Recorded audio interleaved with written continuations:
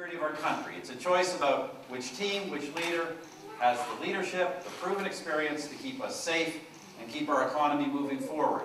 As we have again been reminded in recent days, we're living in times of ongoing global economic uncertainty. Now more than ever is the time to stay the course with our government's plan for jobs and growth. Pas des déficits permanents, pas des impôts plus élevés.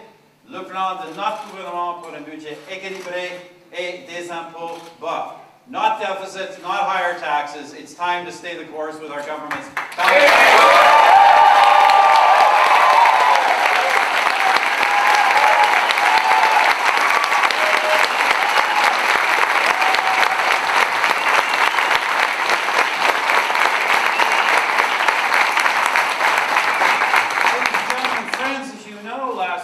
the Department of Finance reported that pendant les 3 premiers mois de cette année financière, nous avons eu ce plus de 5 milliards de dollars. For the first 3 months of this fiscal year, we have a healthy surplus of $5 billion.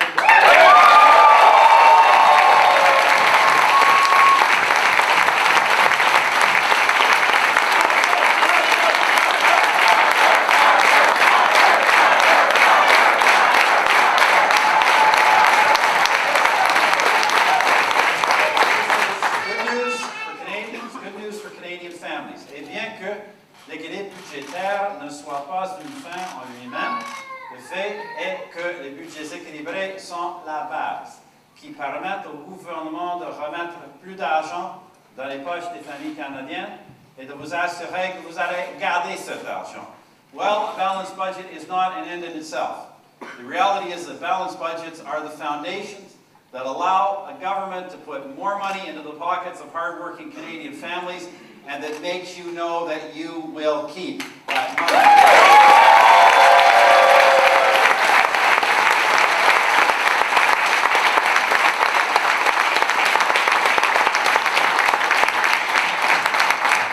Tax hikes take money from your pocket, as you know. Just as importantly, deficits, the kind of routine deficits the Liberal Party is now advocating, are just future tax hikes. Friends, we are proud that our government has lowered taxes and delivered benefits directly to Canadians. We started by cutting the GST from 7 to 6 to 5%.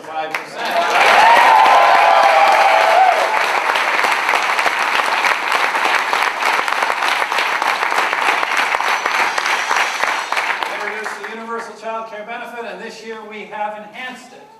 We're providing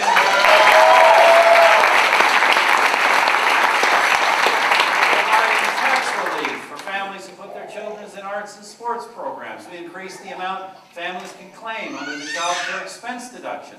And of course, we've introduced the family tax cut, or as it's popularly known, income splitting for families, just as we previously did for the pensioners of this country.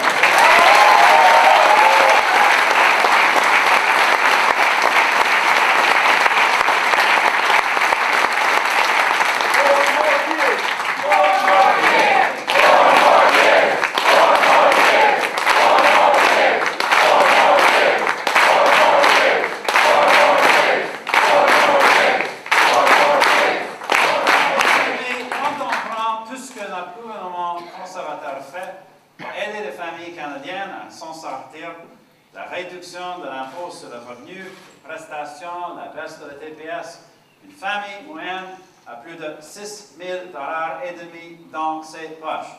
Friends, when you put that all together, all the things our Conservative government is doing to help Canada's families to get ahead, the average family now has more than $6,500 additional dollars.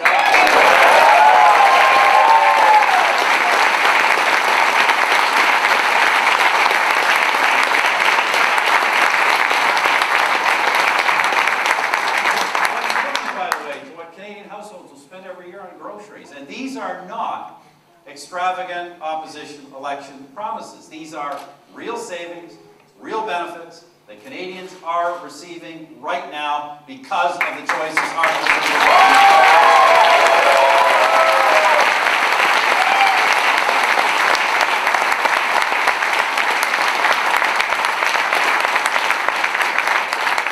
Friends, let me put it this way. Since we came to office, we have lowered taxes each and every single year.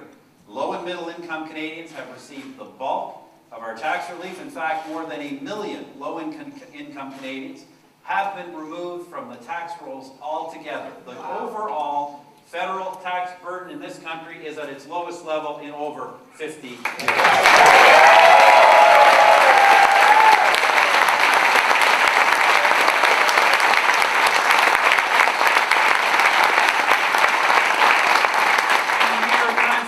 Recently, that Canada's middle class is now surpassed and is wealthier than that in the United States. Friends, through the ups and downs of the global economy, our low-tax, balanced budget plan has been working.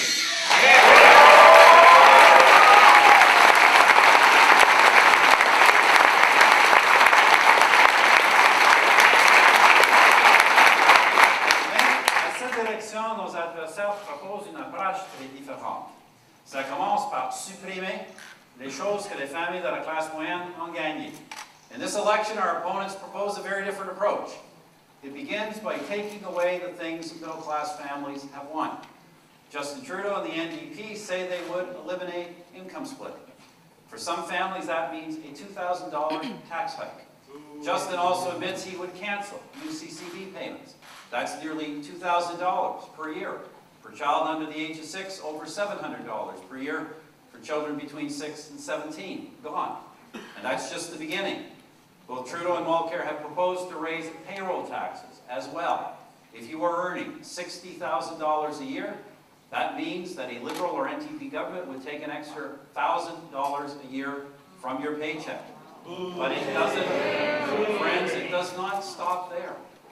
Malgré la réduction prévue des prestations et les hausses d'impôts, les libéraux et l'NPD auraient toujours besoin de plus d'argent, beaucoup plus d'argent, pour financer toutes les promesses qu'ils ont présentées.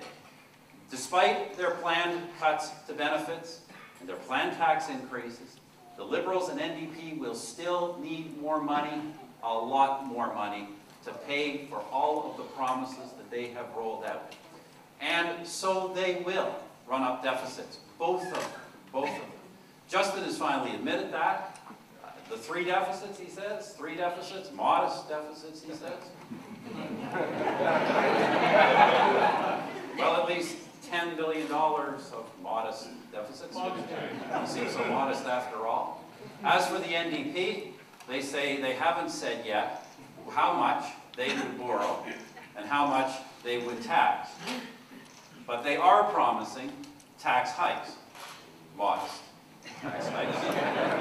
But friends, there is nothing modest about their promises. Minister Kenney laid this out yesterday.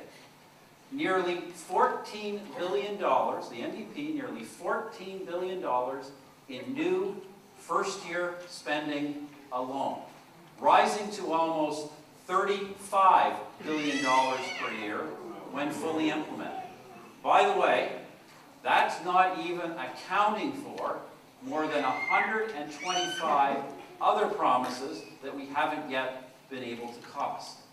Le NPD va emprunter de l'argent, beaucoup d'argent, va augmenter les impôts, qui va éliminer des emplois et ruiner l'économie, comme le NPD a fait presque partout quand il était au pouvoir. The NDP will borrow money, it will borrow lots of money, it will hike taxes, which will kill jobs and wreck the economy, as the NDP has done almost everywhere it has been in power. Friends, as Conservatives, we borrow only when we must, and then we repay as planned, et c'est pourquoi le Canada a le niveau d'endettement le plus bas du G7 de loin. That's why Canada has the lowest debt burden in the G7 and why we have the lowest debt burden in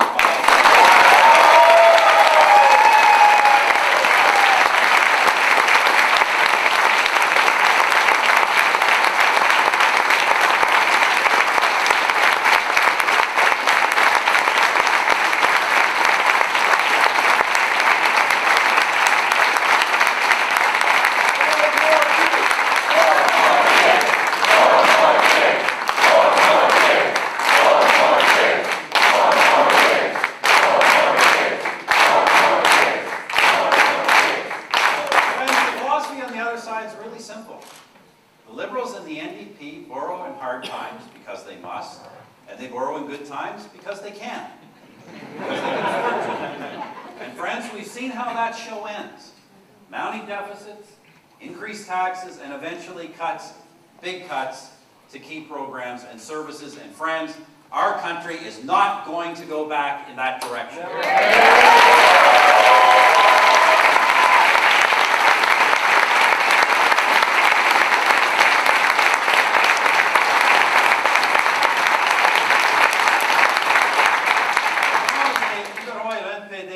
Des promesses coûteuses, l'argent ne pousse pas dans les arbres.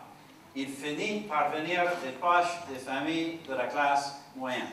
When Liberal and NDP politicians make expensive promises, the dollars don't grow on trees, they end up coming out of the pockets of middle-class families, and we Conservatives are not going to go down that road.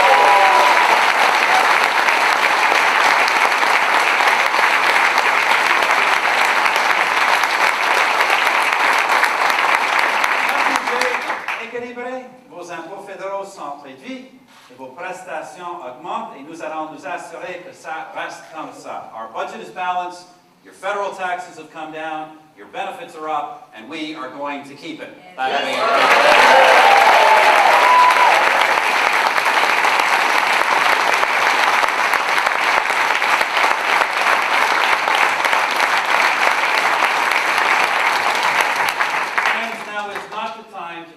Back the clock. Now is the time to look forward with our long-term, low-tax plan. The choice before Canadians could not be more clear. In fact, I think last week it got a whole lot clearer. So on October 19th, with your help and hard work, I know we'll make the right choice for Canada. Yes.